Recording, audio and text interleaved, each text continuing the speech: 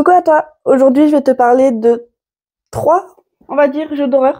Tu les connais certainement, mais apparemment il y en a qui les connaissent pas, donc allons-y. Avant d'effectuer des recherches plus approfondies, je ne savais pas que ces lieux étaient liés par un seul groupe, Supermassive Games. Peut-être que tu viens de le deviner avec ce nom de groupe, mais on va parler de Until Dawn, des jeux Dark Pictures et de The Quarry. Je le fais avec l'accent français, hein, me jugez pas. Comme je l'ai dit, ces jeux ont été faits par un seul et même studio, Supermassive Games. Le seul truc qui change, c'est l'éditeur. D'où parfois on voit les différences entre les jeux, surtout entre The Quarry et les autres en fait. C'est pour ça que je me doutais absolument pas que c'était le même studio, rien qu'au niveau animation, dessin, choix et même les QTE. Pour moi, ils sont très différents des autres jeux, mais Until Dawn, ça a été fait avec l'éditeur Sony. The Quarry, ça a été fait avec l'éditeur 2K Games et The Dark Pictures, la magnifique série de jeux Dark Pictures. J'ai hâte de découvrir le prochain d'ailleurs. C'est fait avec l'éditeur Bandai Namco. Alors tu le sais peut-être pas, mais ces jeux sont des jeux narratifs où tes choix impactent l'histoire. Et évidemment, qui survivra? Ça, c'est à toi de voir. Je vais commencer par te parler de Until Dawn parce que c'est celui que j'ai le plus fait. Je pense que j'ai fait tous les choix possibles et imaginables. J'ai regardé peut-être tous les let's play en live ou non que les streamers et youtubeurs connus ont fait. Alors Until Dawn, le jeu commence par un groupe d'amis jeunes adultes qui se retrouvent dans un chalet à la montagne qui appartient à 3 frères et sœurs. 2 sœurs, 1 frère. Sauf que lors d'une soirée, tout ne va pas se passer comme prévu. Évidemment, sinon il n'y aurait pas de jeu. Je vais pas te spoiler, même si c'est pas vraiment un spoil, mais il va y avoir 2 morts. Et l'année d'après, une de ces personnes va décider d'inviter tous les autres copains-copines à revenir au chalet. Et à partir de là, tout va être chamboulé en une soirée. Et d'où le titre Until Dawn, il faudra survivre jusqu'à l'aube. Alors dans ce jeu, du coup, tu auras des choix qui impacteront l'histoire du début à la fin. Donc il y a peut-être un choix que tu vas faire au début du jeu qui impactera la fin du jeu. Évidemment, c'est un jeu d'horreur, donc prépare-toi à avoir des screamers. Et ce que j'ai adoré aussi, c'est que dans ce jeu, tu crois que tu as affaire à une certaine chose et en fait non, tu as affaire à une toute autre chose. Et d'ailleurs, ce jeu est devenu un film qui apparemment n'est pas fou. Je sais pas, je l'ai pas encore vu. Si toi tu l'as vu, n'hésite pas à me dire dans les commentaires ce que tu en as pensé. Évidemment, en évitant tout spoil, parce que je me suis pas fait spoiler étonnamment. Alors que d'habitude, je me fais spoiler tout en allant sur les réseaux. Là, je me suis rien fait spoiler, donc peut-être il est pas assez fou pour se faire spoiler, je ne sais pas. Je te mets un petit peu la bande-annonce juste après. Évidemment, je fais comme la précédente vidéo pour éviter les problèmes de droit d'auteur. Je mettrai pas le son et je mettrai une autre musique.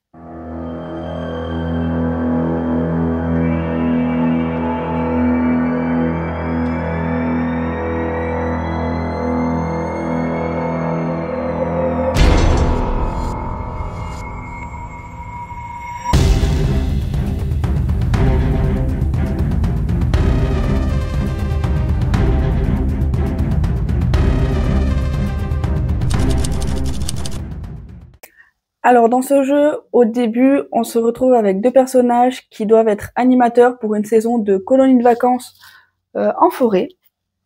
Sauf qu'évidemment, ça va pas se passer comme prévu. Et ensuite, on se retrouve avec un autre groupe d'animateurs du même camp. Sauf qu'il y en a un qui espère avoir un plan avec une des autres animatrices et donc décide de faire n'importe quoi avec la voiture et donc ne peut pas partir. Sauf que le directeur ne veut absolument pas que l'un d'entre eux reste cette nuit. Et au final, ils vont tous devoir rester. Donc, le directeur leur demande de absolument rester dans le grand chalet et de ne sortir sous aucun prétexte. Évidemment, ils vont sortir. Et là, ils vont découvrir des choses que jamais ils n'auraient imaginé vivre. Et ce jeu, par rapport aux autres, j'ai bien aimé l'histoire, la tension que ça avait, tout ça, mais j'ai pas retrouvé forcément le même impact de choix que Until Dawn ou les jeux Dark Pictures. Là, j'avais pas l'impression que les choix que tu faisais précédemment impactaient vraiment les choix suivants. Juste le choix que tu fais, ça impacte le choix maintenant. présentement. Et je trouve aussi que c'est plus facile pour eux de les faire survivre que dans les autres jeux par rapport aux choix et par rapport aux QTE qui sont aussi plus simples. Mais ça reste un excellent jeu que j'ai adoré découvrir.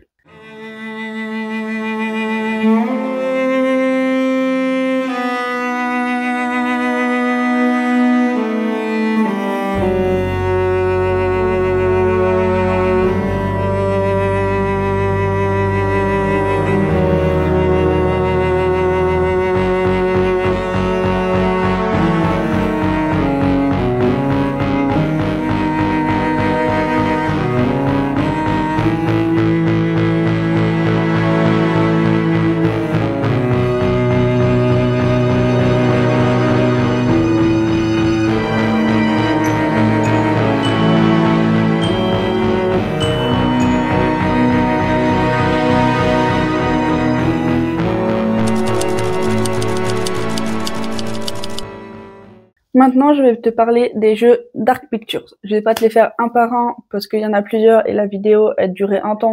Mais moi, je pourrais plus me voir en peinture pendant que je ferai le montage. Dans les Dark Pictures, on peut retrouver Man of Medan, Little Hope, House of Ashes et The Devil in Me. Et le prochain qui arrive très bientôt, ce mois-ci normalement, c'est Directive 8020. Et celui-là va se passer dans l'espace. Je suis très curieuse de le découvrir.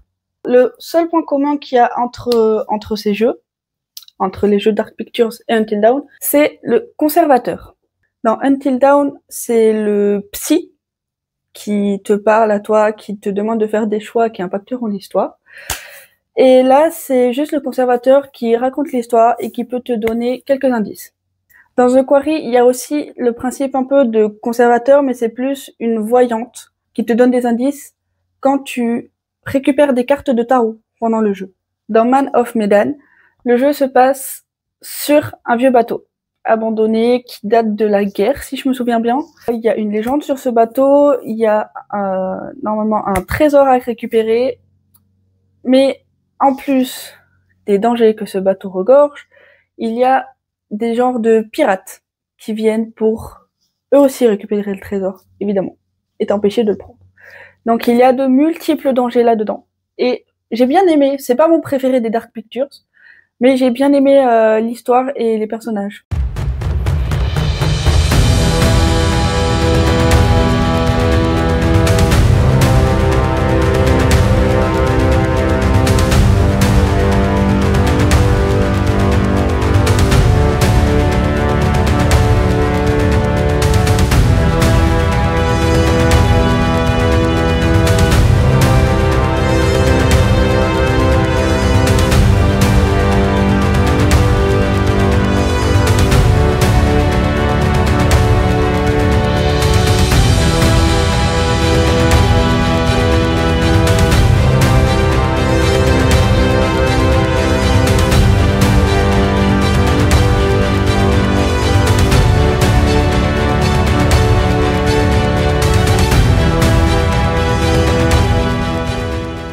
Le suivant, c'est Little Hope, et le plot twist de fin, il y en a qui le voyaient déjà arriver, moi je l'ai vraiment pas vu arriver. Vraiment, quand j'ai terminé le jeu, j'étais comme ça. Mais j'étais choquée, je m'y attendais pas du tout. Dans cette histoire, en fait, on retrouve un groupe de 4 personnes qui sont à l'université avec leur professeur, et qui devront survivre à des choses la nuit. Donc il y aura des apparitions, des choses un peu bizarres, et en même temps, les choix que tu feras impacteront le passé. À l'époque des sorcières, de tout ça.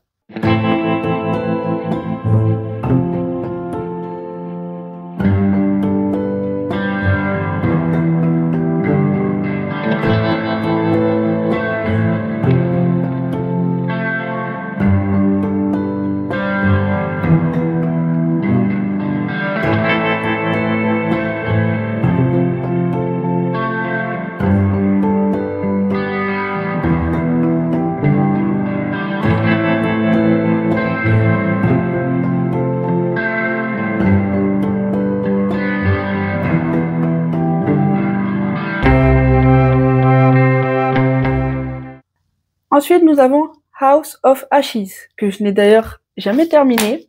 J'ai jamais eu l'occasion de le terminer, il faudrait que je le termine un jour. Nous jouons un groupe de soldats à la fin de la guerre en Irak. Les forces spéciales sont à la recherche d'armes de destruction massive, mais à la place, ils trouvent quelque chose de beaucoup plus sombre. Quelque chose qui date d'une malédiction beaucoup plus ancienne.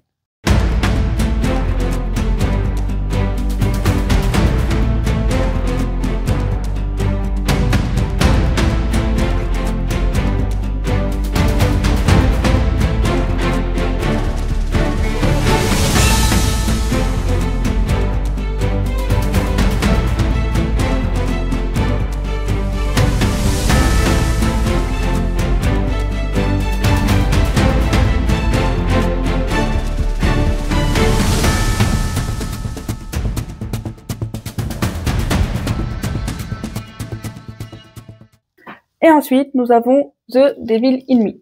Celui-là, j'y ai pas joué, parce que j'ai fait l'erreur de regarder les let's play des autres créateurs de contenu avant d'y jouer. Je me souviens trop bien des jeux et j'arrive à analyser, du coup, en regardant les autres jouer, à quel moment il ne faut pas faire ça, à quel moment il faut faire autre chose, et voilà. Donc, j'ai toujours voulu attendre d'oublier un peu ce jeu. Un jour, j'y jouerai quand même, mais j'attends un peu que ça s'efface de mon esprit, qu'il y ait d'autres choses qui rentrent, pour que je l'oublie un peu et que je puisse y jouer. Dans ce jeu-là, nous retrouvons un groupe de producteurs de documentaires type horreur, criminalité, tout ça.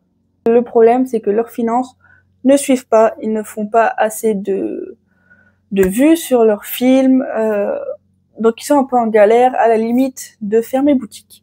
Mais le propriétaire d'un hôtel où il s'est passé énormément d'horreur va les contacter pour leur dire qu'ils pourront faire un documentaire à cet endroit-là. Alors ces personnes y vont sans réellement se poser de questions. Et tout ce qu'on peut dire, c'est que ils vont bien vivre ce qui s'est passé dans cet hôtel.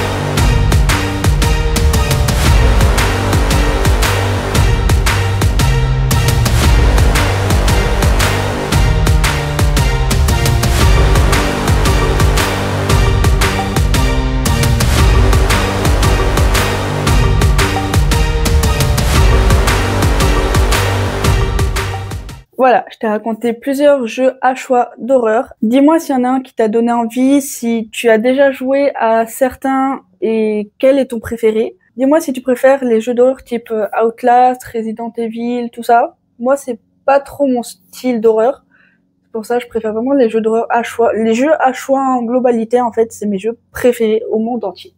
Il n'y en a pas assez. Dis-moi quels sont tes jeux d'horreur préférés, si tu en as. Comme ça, je pourrais les tester en let's play ou en live quand j'aurai la fibre, parce que je n'ai toujours pas la fibre. Enfin bref, je te souhaite une belle matinée, une belle après-midi, une belle soirée, une belle nuit. Je te fais des bisous.